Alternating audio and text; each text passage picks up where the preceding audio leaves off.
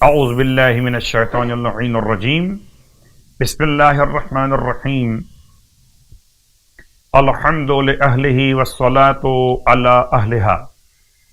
اما بعد، ماہ شعبان کا آخری عشرہ اور اب 2 عشرے مکمل ہونے کے بعد وقت مختصر ہے اس مبارک مہینے میں۔ اگر اب تک کچھ اعمال انجام نہیں دیے گئے تو استغفار اور توبہ،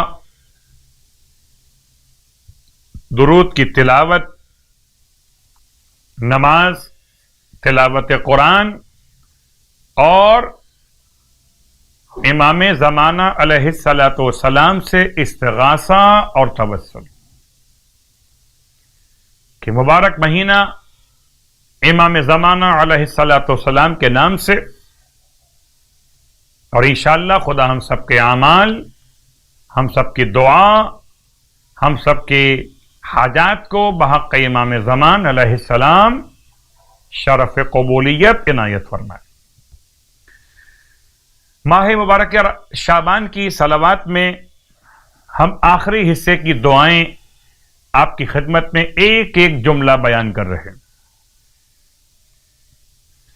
اے خدا، وَاجْعَلْنِي لَهُ مُتَّبِعًا، مجھے قرار دے اپنے حبیب صلی اللہ علیہ وآلہ وسلم کی پیروی کرنے والا،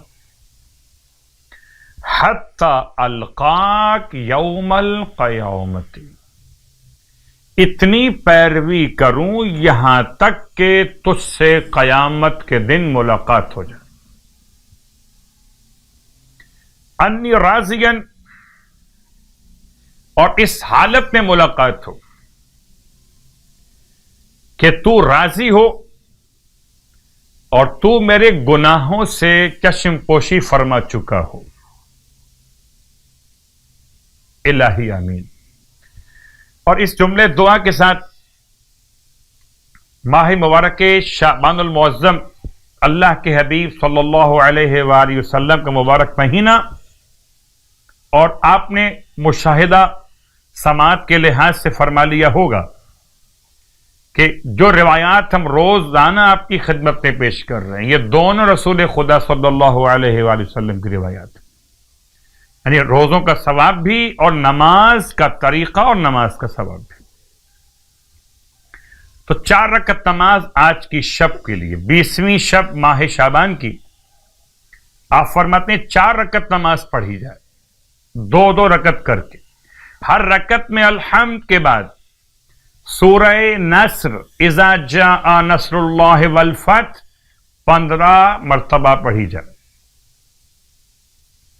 اور جو اس طرح اس نماز کو انجام دے، اس خدائے برحق کی قسم جس نے مجھے مبعوث برسالت کیا کہ دنیا سے نہیں جائے گا یہ نماز پڑھنے والا مگر حالت خواب میں جنت میں اپنا مقام دیکھ لے گا، اور فرشتگان کے ساتھ، وہ فرشتگان جو خدا کے مقرب ہیں، ان کے ساتھ اس کو محشور کیا جائے گا، یعنی اپنے مرنے سے پہلے حالت خواب میں جنت میں اپنا مقام دیکھے گا اور فرشتگان مقربین کے ساتھ محشور کیا جائے گا۔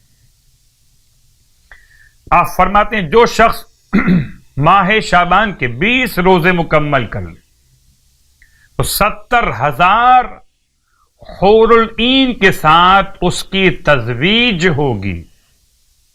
اللہ اکبر! 70,000 حوروں کے ساتھ اس کی تزویج واقع ہوگی۔ خدا ہم سب کو ماہ مبارک شعبان کے صیام اور قیام کی توفیق عطا فرمائے۔ الہی آمین۔